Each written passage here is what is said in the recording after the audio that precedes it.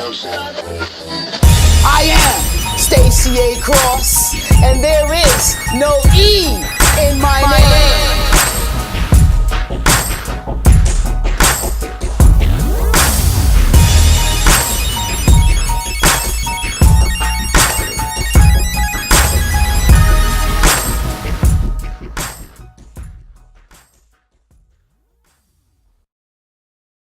That was good.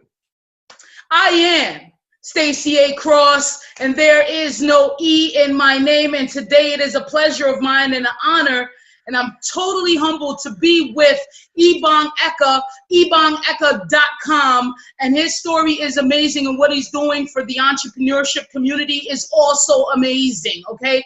Ebong is a certified public accountant, okay? We're going to start there, but he's also an international speaker, also a consultant, a small business expert, and when he's not on MSNBC, Fox, CNN, the Huffington Post Live, TEDx, he's here with me, the Comfort Killers, and it's a pleasure to have you here with us today, Ebong. Oh, thanks for having me, Stacey. Your energy is infectious. Your content online is infectious. People who watch and who follow you can see the same thing. If you're not moved, anybody who's watched, people who are watching this, if you're not moved when you watch Stacey, when you see Stacey, there's something wrong with you. You need to go to the doctor and see what your energy levels and your levels are down. You need to get your act together, because I watch I see your commercial, I watch your content, I'm just like, damn, who is this? Who is this chick? What does he do? What's going on here? And then automatically you start asking questions. So I want to thank you for having me, and I'm humbled. Anytime anybody wants to talk to me, it doesn't matter if it's a TV, a blog, a podcast, whatever it is. I'm always humbled that somebody thinks that something that I have to say is worth a damn. You know what? And that's, I love the fact that you made yourself so accessible in this business. And the more the more you climb that ladder, you're supposed to be less accessible. You know, there's supposed to be barriers. You know, I hit you up on Instagram, as easy as that. And social media is so powerful. And I think that's where we're going to start. We're going to start with that baseline is social media. But before then, you're a Canadian, man. What is that? Yeah, I was born and raised in Toronto, Canada. Yeah. My parents are Nigerian, and my dad actually went to Howard University here in the U.S. I live in the Washington, D.C. area now, but he went to school back in the late 60s, early 70s in the Washington, D.C. area, and that's back when all the civil rights and they were burning down half the city, all this kind of stuff. And you know how foreigners are when they're in a place where there's a lot of like turmoil, they assume the whole country is like that. So they packed their stuff, moved to Canada. Canada was literally giving out the green card equivalents. They stayed there. They had the kids. And then when I was about 5 years old, we ended up moving to Nigeria for about 2 years. And it was a complete different experience from like when my parents were together. We had money, we were wealthy, we had compounds, we had servants, we had guards, and all that kind of drivers. And we go to Nigeria, have all that stuff too. And then when my parents split, there was like a political coup and all this other stuff. My mom had to leave Nigeria with my dad got arrested. My mom packed up the kids. We left Nigeria in a week, and all we had were our luggage. We came back, ended up staying in a 2-bedroom apartment with another family. So it was 5 of us and this woman and her 2 kids, 8 people in one 2-bedroom apartment until my mom can get her own place in public housing like a few months later. So you know what? That's important because you kind of did it the opposite way, right? You saw the good stuff, and then you went back to Nigeria, and you're like, whoa, this is a whole different world, a whole different zone. And how old were you again? I was about 5 or 6. It was 81, so I was about 6 years old. So we were there for about 2 years. I went to school. I lived in private school. I was going to private school. My sister was in boarding school. It was great. I had my own nanny kind of person who took care of me. My mom was. I mean, it was a great life, doing a lot of great things. And then you just see life.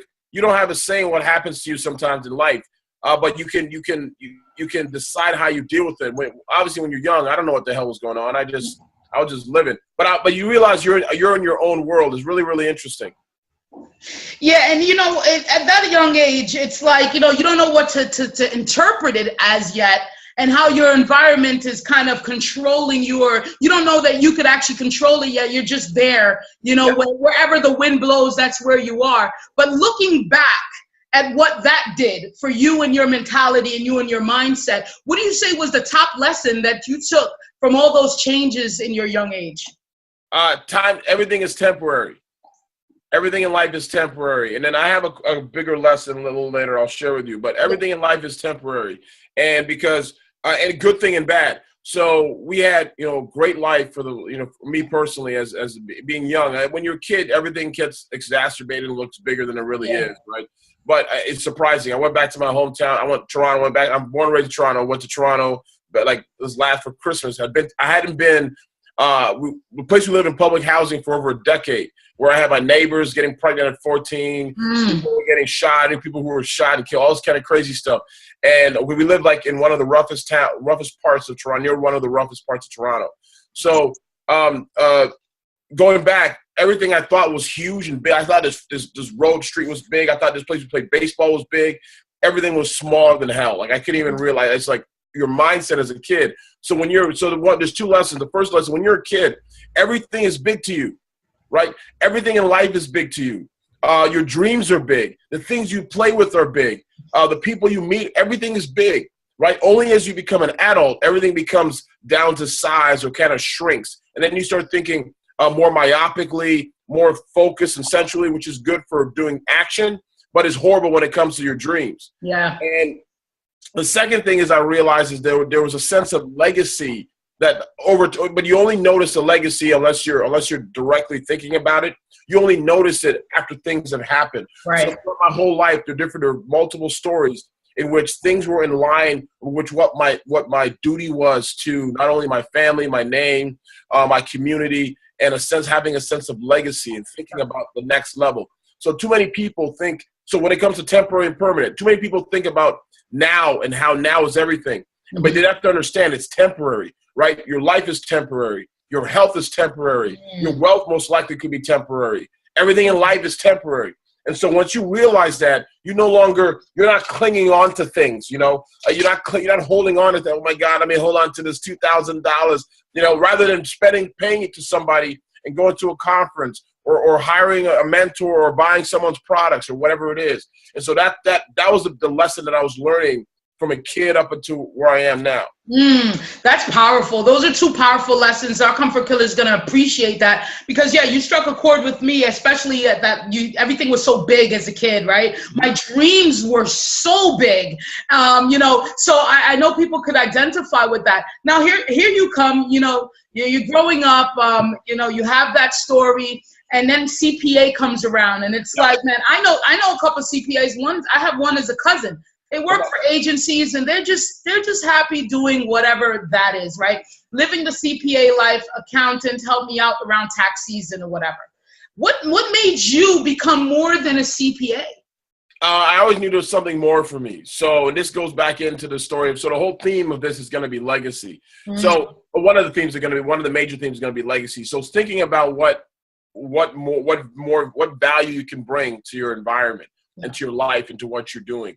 And so I became a CPA. So let me just give you a quick, give the listeners and viewers a quick synopsis. So going back, being in Canada, when I was about 12 years old, I made a decision. I played basketball all through middle school, high school. And my goal in high school, before high school, was to go play in college in the U.S. This is back, I'm 42 years old, so this was happening in the late 80s, early 90s, when a lot of people were watching this were born or like in their infancy. Yeah. Right? And so it's funny to say this, but as I look back, I made a decision at 12 years old that what I wanted to accomplish 10, 15 years from now. And having that sense, there are a lot of people who put goals down or have general ideas, but for me, this was a lot bigger than myself and who I am.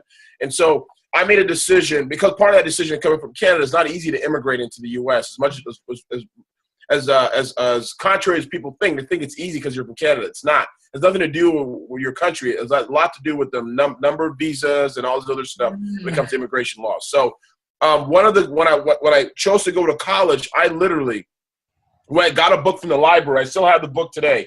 Got a book from the library. When I went home this past Christmas, I got it. got a book from the library. My goal has always been to become a U.S. citizen. So I know it sounds crazy for people who are here who say they hate this country. They've never lived anywhere else. That's probably why people talk like that. Yeah. So my goal was to come to this country. I went to the library. I got this book. It's still tattered. I even got I still have some of the letters I got back from coaches and stuff. And you can even tell and hear in the back, it's from literally took it from the library for library use only. Yeah. And then they stole the damn book. Yeah. And this book is the pages were white, now they're yellow because it's been so old. And so I took this book. I went through. I had a friend of mine got a WordPerfect computer. She had a computer. Her parents had money. She helped me out real big time. I wrote a nice form letter, and we sent it out to maybe 300 different coaches and colleges. Yeah. That's how people saw you back then, aside from going to a camp or doing something else. I didn't have that kind of money. So I ended up saving up some money, got on a Greyhound bus, went to Baldwin Wallace College in Berea, Ohio, for a camp called Metro Stars. And it was a recruiting camp. You paid money, $200, and it fed you, and you played ball with a bunch of people, all this kind of stuff. Yeah. And I made the All-Star team. Long story short, before I got to the camp, they forgot to pick me up from the bus station because, most parents, they drop their kids off, they send them over here, they make up arrangements. My mom had nothing to do with this. This is money I saved. I paid for my ticket. I did all this stuff, right? Again, I made a decision. This is when I was 17 years old. I made a decision at 12 years old. Now, what kind of person stays diligent to a goal or to a dream for that extended period of a time? And so I ended up taking a Greyhound bus from Toronto, Canada, to Cleveland, Ohio, and the people at the camp forgot to pick me up. And as a result of them forgetting to pick me up, again, this is no cell phones. I can't text anybody. Right. I can't Facebook this fool. Right. I sent them a message on Instagram or Twitter. And so I had made a phone call. I got an answering machine. The number they had, I got an answering machine. It was towards the weekend, so no one was answering. It was 8 o'clock at night. I ended up sleeping at a bus station for the night until the next day, and they came and picked me up because I had no idea where I was going. Second time I can remember being in the U.S. by myself this time. So my question, the point I made to some people when I first relayed the story is very simple. It's most people would have lost their shit. They would have lost their mind sleeping in a bus station with crackheads and people walking around, people trying to steal my bags, all this kind of crazy stuff. But for me, that was a minor inconvenience to the grand scheme of things, the bigger picture of things and what I had to go through. So again, going back to my original thought of temporary. It was temporary. Sleeping at a bus station is only 6, 7, 8 hours. It's temporary. I couldn't sleep anyways, but it was temporary. Everything was temporary. But I knew what I wanted was I had to push through this. And so suffice it to say, I go to a small school in Western Michigan. My dream continued, expanded, was to play professional basketball. But before I did that, I knew that I had to pick a profession that would increase the likelihood of me staying in this country. Becoming a CPA literally was one of those vehicles. Well, I could have been a lawyer. I could have done some other things. There's a list of professions that actually increase the likelihood of you getting a visa to be in the country. That's why I studied accounting, my undergrad. Before I took the exam, I had to make a decision between trying to play professional basketball in Europe or getting a job like everybody else right out of school. And again, it's not like me. I can't just call somebody to go work in Wendy's. I can't because again, I have to get a job in that field to hire me in order for me to come and work here. So I took a risk and I said, screw it. This is something I've always wanted. So while everybody was interviewing and doing so, I interviewed with one firm, Arthur Anderson. They said no because they don't sponsor foreigners. I was like, cool. This is in 1998, 99. I said, cool. And then I spent my time. I created my own website back then with GeoCities, some of the free stuff, GeoCities or whatever it was. Yeah. Created my own website. It was something else that looked like crap. Yeah. Got a picture there. Put my resume on there. Wow. Made a tape in our audio visual room in at school. And then I hit the internet. I went to a site called Eurobasket.com, became friends with the guy who owned it back then. And he was sending me names and phone numbers and email addresses and information of teams. And I called. So before that, before I graduated, I literally went and got a job because I had to work. So I got a job at cleaning office buildings. So I was doing the janitorial stuff. And I was living in a basement of one of my teammates' mother's house, paying her $250 a month in rent to sleep in her basement. And the whole time I'd play ball during the day and lift And at night, from 5 or 6 o'clock, I'd clean office buildings, clean out, clean bathrooms, clean out garbage bins. And by midnight, I'd come home by midnight to 12:30, and I was on the phones calling people in Europe for 4 hours. And what I would do is I would watch Brooke Burke's Wild On E! Network. Like before anybody was watching E! Network. I was watching MTV, The Grind in Europe. I was watching Rick Steves on PBS. He was like, oh, I'm going to Italy over here. And I'd be watching all these things throughout the whole time I'm making phone calls saying, I'm going there. This is happening. I'm going there. And I call. So one day I end up getting in touch with somebody who somebody called me one day. And I thought it was a joke. I thought it was a prank. And the guy's like, hey, we're from Switzerland. We saw your tape. This is yada, yada, yada. We want to send you a contract. I'm like, word? He's like, I thought it was kidding at first. And then he started, after a while, I realized he was telling the truth. Sent me a contract, signed it. And that was my first team. Wow. So going back to the CPA thing, I went and played basketball first, and then I came back after and started my CPA world. Well, I'm glad that you took us on that journey around, because it tells me it tells me a couple of things. The first thing it tells me is that when you make a decision, when you make a clear, concise, purposeful, and this was at 12 years old, which is, the decision I made at 12 years old is, what am I going to eat in the afternoon in the summer, right? I'm going to either go play in dirt or I'm going to go eat some McDonald's. Did probably both of those things. You made a clear decision at 12 and then at 17, and it falls back into what you said about temporary. And I believe 100%ly that the universe puts us on this task now, because we have to, every time I try to explain this, I get amped, because I love it. I believe that the universe tests us, right? Yep. How real are you, right? Because I'm gonna send you. They're not gonna pick you up today at the bus stop. You're gonna have to sleep there. How real are you? Gonna go back home, cry to mommy? It didn't work out. You're gonna get pissed? No, I'm gonna handle it. Then how real are you to say, you know what? I'm gonna look at a list of occupations that'll work well with my mission. I don't want to go into a passion right now. The passion, I want to play ball, right? Yep. But what's going to keep me in America to sustain this thing? Let me look at a list. We have to be more strategic. That's why I'm so happy that you told that story. We have to be more strategic with what's happening in the world.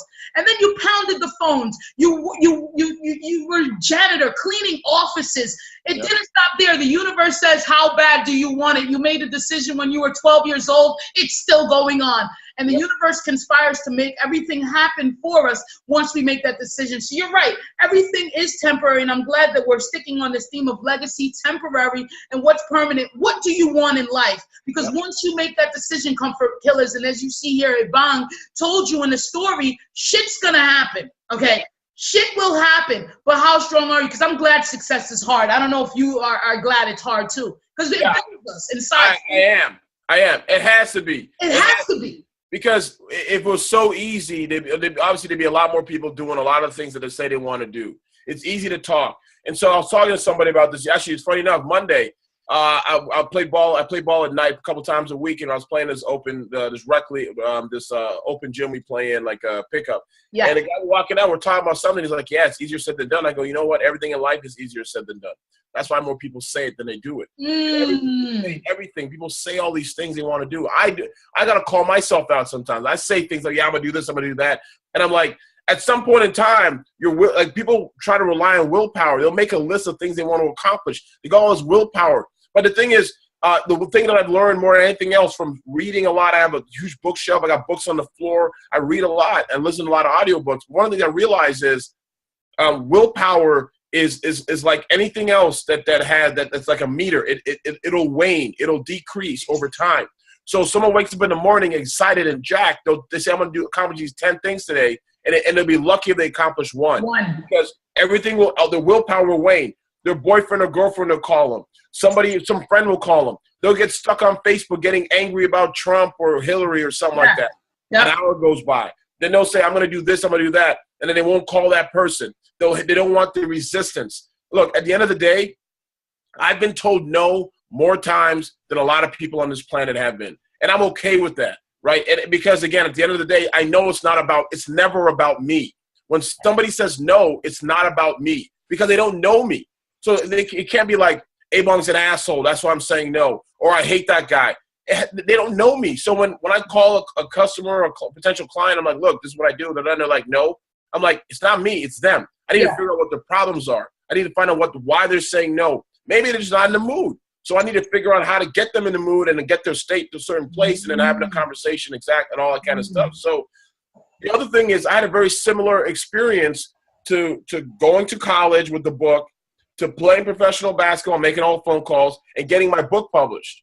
And I remember I tried pitching, this is back in 2010, met with a literary agent in 2010. We were talking about book ideas, 2010, 2011, actually.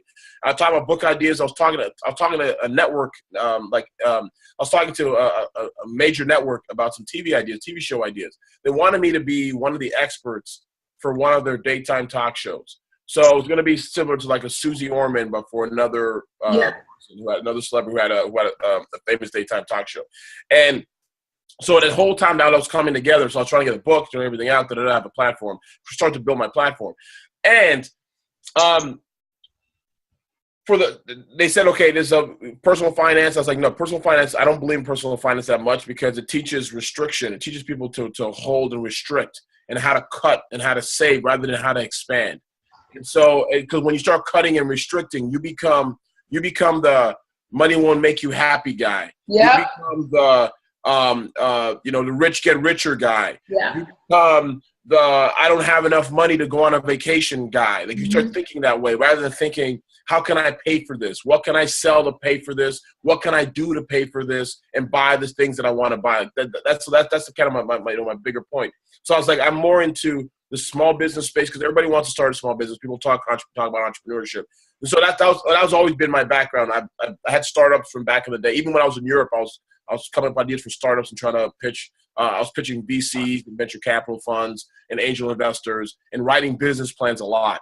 And so I realized a lot of people wanted to start and they thought they had to write a business plan. So now I'm not saying you shouldn't plan, but the traditional business plan is straight up bullshit because it keeps you from actually doing anything and you think you're making progress, what you're doing is just writing a book. Right. So I had a friend who came up. So I pitched a bunch of people different ideas, and a lot of like some of them were saying no. I talked to McGraw Hill, talked to a bunch of different publishers. So I had a friend who came up to me and said, "Look, I have an idea for a business. This is like in 2012. So like I have an idea for a business. So I've been pitching people for a while. No one listened. She's like, I have an idea for a business. I want to write a business plan. I said, all right, fine. She's like, can you help me? I was like, no. I said, how about you write the business plan and I'll review it when you're done because she knew my background. Yeah. Like, fine. So she came back to me 9 months later. And I said I remember this day, I said to her, I said, you literally could have a baby in 9 months. Just she had a kid. I go, just think of how it was when you had your child. And you that's how much time you spent writing this and you never actually finished it. And you know why? Because there's too much resistance. There's too much resistance. And when you have too much resistance, if you don't have the willpower, which most people don't, which is normal, most people don't have the willpower, it wanes. And when your willpower goes, everything else in your dreams, everything else goes out the window. Done. Yep. You're done. So there has to be a better way. So let me think of a different way to take out the important points and put it in the form of a book that you can actually get started within a week if you want. Let me just interject 1 second. Sure. And I know we're gonna get into your book, which is an amazing book, and it talks about this. But you're absolutely right about the business plan because when I started, right, the comfort killers. What the hell do I put on a business plan? That I want to change the world. That's all I would put.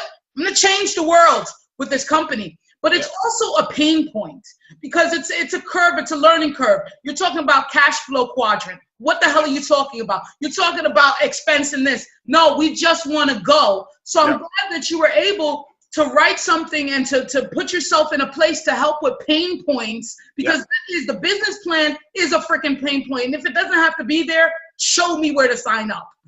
So thank you. So Ebong Eka is also the author of the start right now, right? Start me up right now. Start me up. The No Business Plan. That's awesome. Exactly. Tell us about it. Okay, so the reason why I brought up that story about the book was very simple. And I'm going to go into the contents of it. But the main reason why I brought it up is because when I was writing the proposal for this book, I've been writing proposals for a while. And I got rejected by over 250 different literary agents and publishers. And again, if you think about the story, those who are watching and staying on and paying attention and focused, you'll see that there's a trend that's been happening. When I went to college, it was the same thing. At 300 people, I had to send out a bunch of people. playing professional basketball, hundreds of people I had to call and talk to and get a bunch of no's in languages I never heard of. And then now this book, I'm getting rejected by literary agents. People telling me good luck, it's not going to work, all this kind of crap. And then eventually I end up getting picked up by an amazing publisher called Career Press, based out of New Jersey, right outside New York City. And they said yes. And that's all I needed was one. And so when they said yes, my literary agent, I signed with a literary agent. She's like, no, I was going to sign with somebody else, with a publisher. They said yes, and they changed their mind. I was completely dejected. I called a very good one of my good friends. He wrote the foreword for the book. He also is he was the star of the TV show Hoarders. So he was one of the main cleaning consultants on the TV show. Did it for about a decade. His name is Matt Paxton, very close friend. And he just told me that, look, I've been through that. This is what happened. I've been through all this stuff. I had a show. They said no, all different. I had different things happening where people were doing things and it didn't work out. And you got to understand that whatever you're doing, you got to stay focused on the course of action to the prize. But it's going to turn around. And within a week, I got a call from my literary agent, and she said, we have a book proposal. We have a deal. I said, really? She's like, yes. She's like, the good news is they're going to give you the money you want. The bad news is they want the book written in 3 months. I was like, you know what? I've been this far. Again, going back to resist, I've been hitting resistance most of my time. So I wrote 65,000 words in about 3 months. And I had a deadline. If I didn't get it done by a certain time, they're gonna like cancel the contract. So I had to get it done. And I was actually on a client. I had a big client I was working on. So I was working 10 hours for that client, major pharmaceutical company. And I'd come home in the evenings, and I literally was writing like until 2 a.m. Wow. I had a bottle of scotch. I had some water. I had some coffee, and I was just writing. And so my point. So that was my point. So whatever circumstances you're in, you can get stuff done if you want to. Not only was this published here in the U.S., it became an Amazon bestseller, it was also published in Indonesia. So for some reason, it got picked up in Indonesia. It got picked up overseas in Canada. You can get it at Barnes & Nobles. You can get it, online at Amazon. It's still out there. And I get emails from people all the time throughout the world saying, thank you for this. This changed my life. This saved my life, all this kind of stuff. So the synopsis of the book real quick is just there's 4 areas you have to focus on. Only 4 areas you have to focus on when you want to start a business. Now, I'm not saying you have to stay there, but I'm saying when you want to start. Yeah. So everything in life, it can be either simple or complex, but the more simpler it is, the easier, the higher the chances of you actually doing something about it.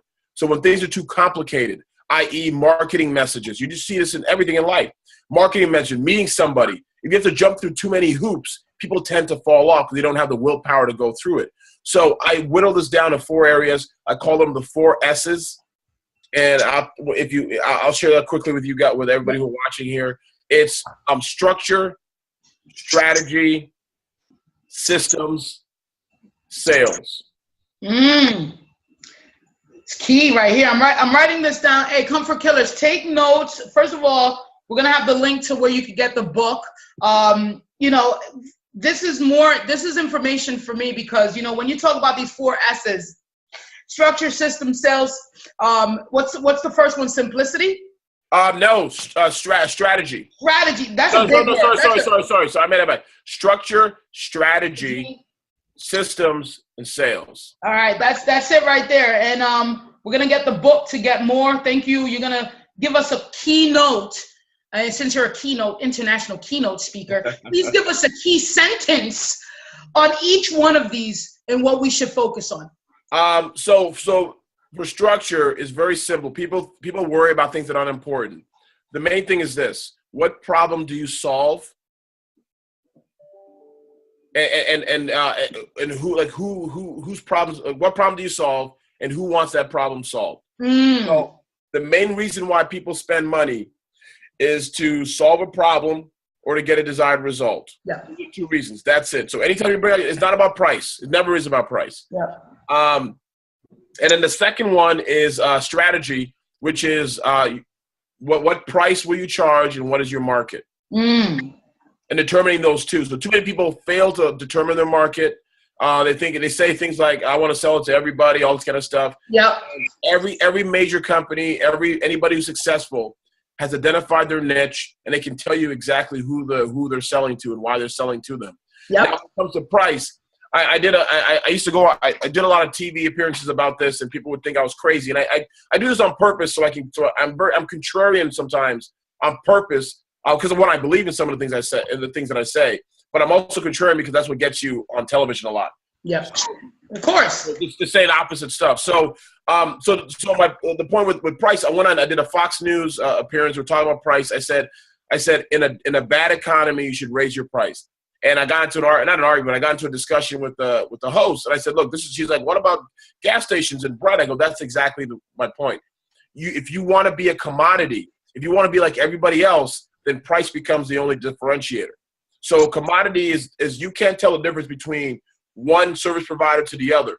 I.e., I don't know the difference in gas stations, so I don't know what the difference is between Shell and Exxon and Texaco or Hess or whatever. I don't know the difference. So I look at price. Now, when somebody's comparing, we're comparative animals. So you compare X relationships, you compare jobs from the old one to the new one, you compare products you buy, i.e., that's why Amazon knows this. That's why they give you all the choices you can look at on purpose, so you never leave, right? We're all comparative. So if you can't come up, if you can come up with a difference in features and who you are and what you do and how you deliver your message, then you're no longer competing with somebody else who may do something similar. Right. When that's the case, price no longer matters because you've been able to show additional value. So that's the major key. When you do that, your prices can raise. And that's one of the quickest ways to increase your sales is by increasing or doubling your price. That's huge. And I saw a lot of small business owners struggle with charging people enough money. And then they wonder why they can't, they get stuck in a certain threshold because they're charging enough. Yeah. That's strategy. Systems, simply put, is how do you deliver your service or your product to the customer? And do you have a system in place? Very simple. It can be very simple, but you have to be able to know what that system is. That could be the website you have, how you collect contact information and leads. What tools are you using? Like, for example, you're using Zoom. This is perfect. You can use Zoom. People who have like coaches, use Zoom for your clients. That's part of your system. Yeah. Do you have a detailed system that you go through when you work with somebody new? Do you have an intake, some type of intake form or intake process, whatever it is? The reason why you need that is because you can standardize the process. Then you can start hiring people. You can find someone from overseas to do stuff for you. So you're not wasting your time doing non-income producing activities. And that's you know a Jamaican DJ, we drop the bomb when and then we say pull it up and rewind. Yeah. That one needs a bomb. Non-income activities. I love that. Systems, baby. They need to hear that. Drop it on us with sales now, man. Now, sales is very simple. Nobody likes to sell. People think they hate sales. And, the guy that brought us together, the guy who brought us together, Grant Cardone, talks about sales. I've been reading about sales for years. I've been studying salespeople for years. I read a lot of behavioral economics, behavioral sciences, and psychology on purpose. Because if you understand how people behave and why they act a certain way, you can be more influential.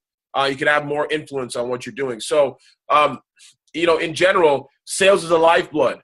If you can't sell, it's not about a particular resource. People think, if I put this Google ad or money, like that's not what matters. It's you need to sell some shit.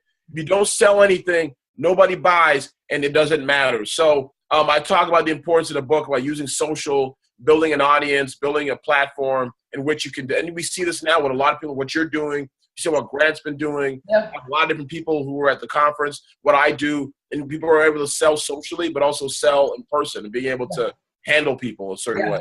No, I love it, guys. Comfort Killers.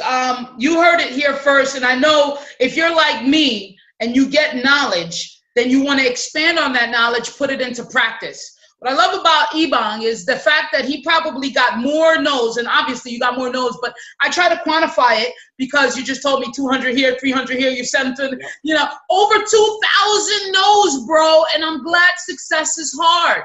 And this is the reason, because you're talking about legacy, you're talking about making a firm decision at a young age. You don't know what the hell is going to happen in the future, and you could have changed. Willpower will fade. That's a definite. So we turn this practice into habit, into discipline, into reaching for more and increase. And once you have that huge mission, you know it's real. Then it's applying these 4 S's. Then it's doing what matters. Forget that long business plan. And I can't even remember some of those points that you had to put in the business plan. I think I wrote 2 and I stole 2 of them, right? I just put my company's name in there because I didn't want to do it. I wanted to start action quickly. Yeah. And you are an action taker, and that's what brought us together, is because I take action and you take action. And it's more about saying yes, even if we don't know what's ahead, what's in front of us, but we know that we're here for something bigger than ourselves, okay? That's why you can have a CPA in an office down the street here in Philadelphia pounding away at your 1099 tax return, and then you could have a CPA that made a difference, that said, you know what, I just needed that to do this, but I really want to change the world. And that's what I've been writing in my business plan. And thank you so much, Ebong. Ebong, where can people find you right now? Where are you socially? So socially online is my first and my last name, EBONGEKA. That's across the board. I put out content on YouTube, Facebook. The Ebong Eka fan page is my Facebook page. Twitter, you find me on Twitter. I'm very active on Twitter. I think Twitter is one of the best. Yeah. Because it's easier to connect a lot of times with people. I've connected with so many people as a result. And then also that's if you can find me like socially online. Instagram, of course, is another one. So everything's the same. Name, first and last name, everything's the same. But I will say this much too. Yeah. I'm actually opening up I work with clients individually, but what I started to do is I'm doing more of a group training session, 5-week master class, where every week we have content. We do things together in an online group. The first session is going to be live. First course session is going to be live, and we're going to go through literally the 4 S's I shared with you. Wow! For a select group of people, we're going to have them all go through each of their S's to make sure they're on point so they can get started. Or if they've already started, we're also make sure they can get it all tight so that at the end when you do the sales piece, you're ready to start selling. And then from the sales piece, we'll go into Facebook ads, showing people how to use Facebook ads. Not only the power editor, but also techniques to do some ninja stuff like retargeting, retargeting pixels, audience insights, stuff like that, and lowering their cost per action. Yep. I'm trying to think what else, and that's going to be. I'm opening that up in May. I just literally decided it like a week ago or 2 weeks ago to say, I'm gonna do this because but I get questions literally every week. I get a question from somebody, most of the people I never met. Yeah. About business or something on YouTube, everything. And so I'm like, maybe I haven't put together a program. So this is a program I'm putting together for that. And then I'm trying to think what else. And I'll give you a link for a book. I'm offering a free book plus shipping. So they have the ability to get a copy. They just have to pay the shipping and handling. And I'll tell you a quick story as to why that was. And it's a Bizly link. I'll share that with you offline, and you can add it in the show notes. People are watching here. So I speak a lot locally, but also all over the place, all over the world. And I was speaking to a nonprofit in Washington, D.C. And these are people who it was through a friend, but these are through people who had a rough life. Like some of them have been incarcerated, some of them have been through bad times. Yeah. He was talking about the idea of not only changing your life, but also the idea of legacy. So thinking about what you do today so that tomorrows are happy, tomorrows are thankful, your family, your name, all that stuff matters, despite the mistakes you made. So I talked about business and starting and all that kind of stuff and thinking about using your existing skills. That's the whole point of the academy. It's called the Economics Academy. EKANOMICS. I saw that, yeah.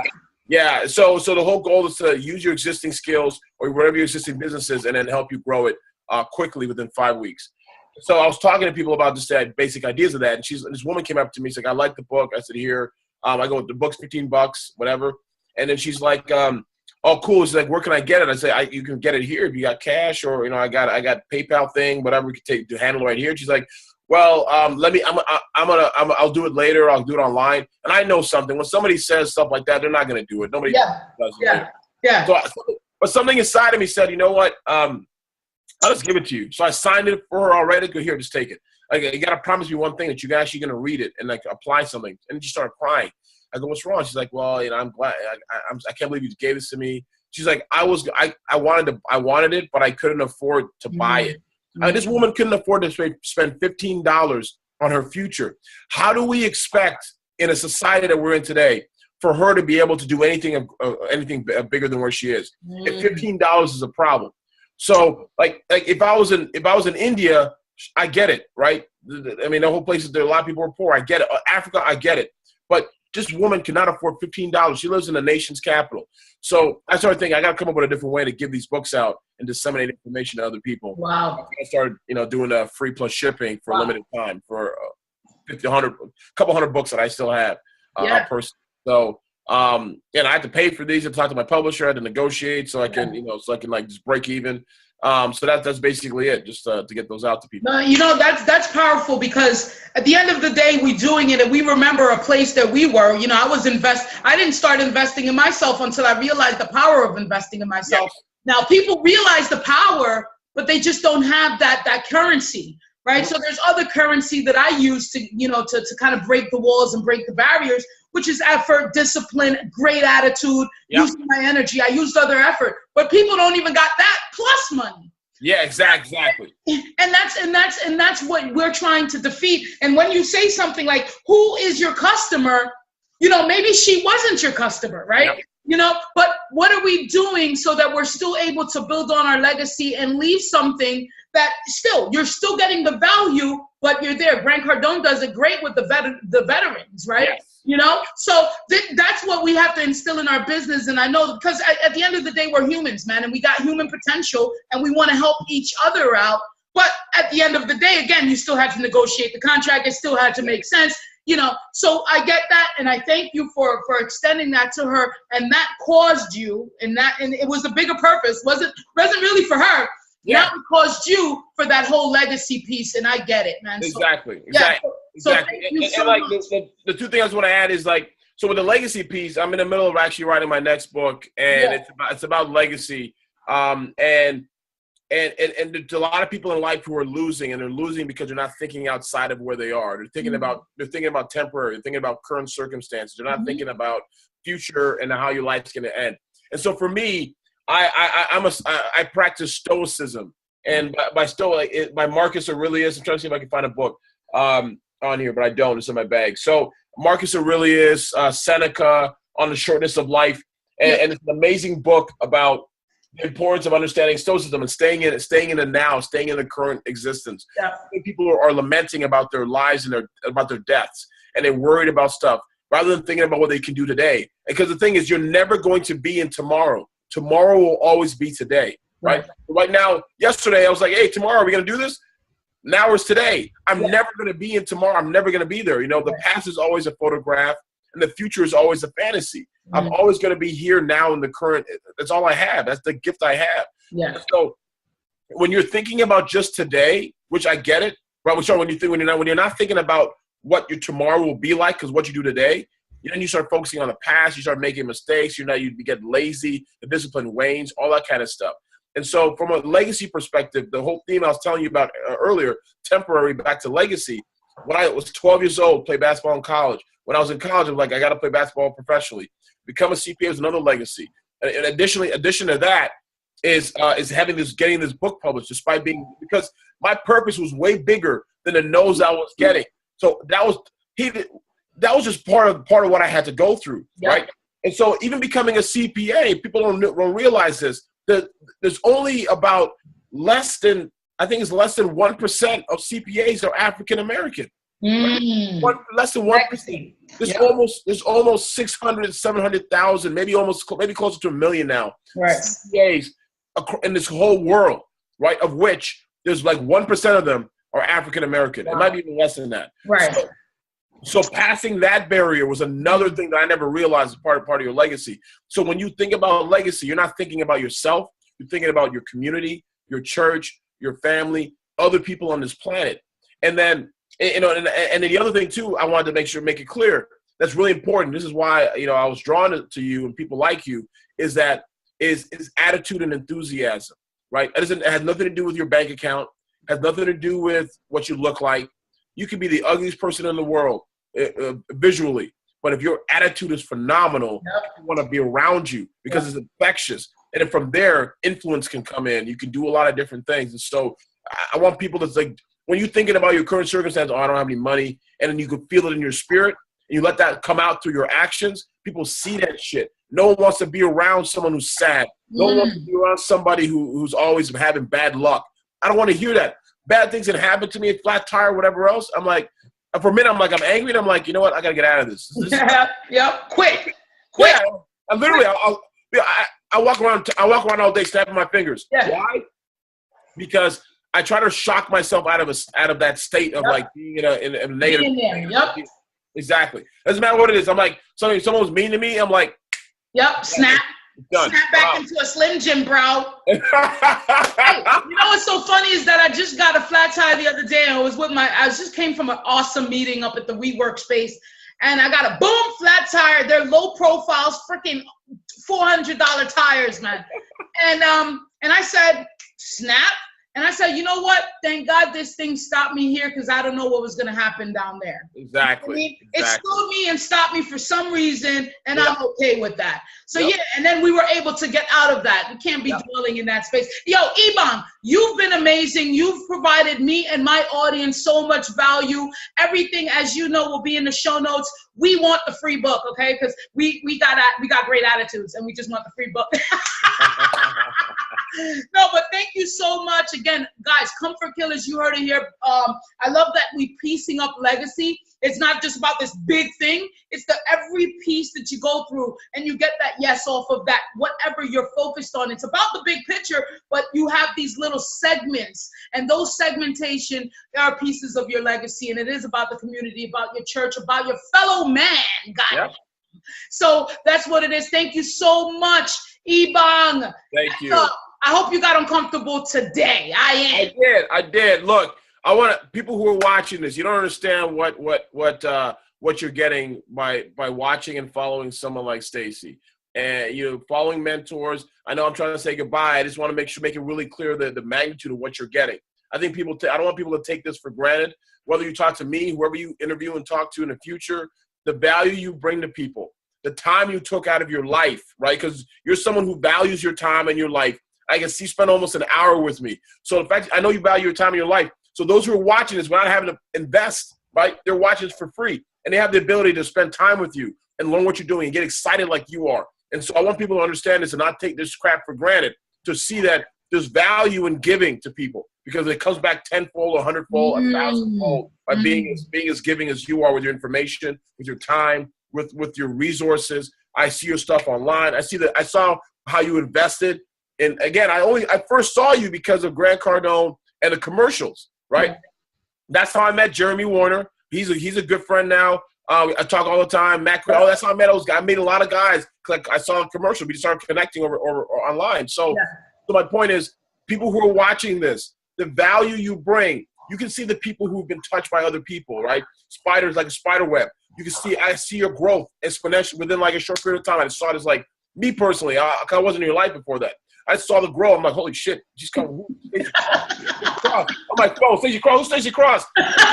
Stacey Cross. It's her again? What the hell? Like, it just came out of nowhere. I was like, holy shit, she came out of nowhere. So it's funny when you see somebody, you see something, and then you align with it. You see everything else open up all at once. So I want to congratulate you and those who are watching. Thank you. Give back to Stacy. Thank her. Send her a message. Send her a note. Say, whatever. Tell her what she's done for you. So you remind her to keep going, because I feel like quitting. You feel like quitting all the time. But when you hear people tell you things like go on, thank you, it helps out. So I want to give you a shout out for that reason. Thank you so much, Ebong. My heart is dropped. Like, I don't want to cry, yo. I've been crying lately, okay? So stop it. I'm not trying to cry today. No, but thank you so much, man. You have a blessed day. Be powerful. Always remain uncomfortable. I am Stacey A. Cross, and there is no E in my name, but there's one in Ebong Eka, baby.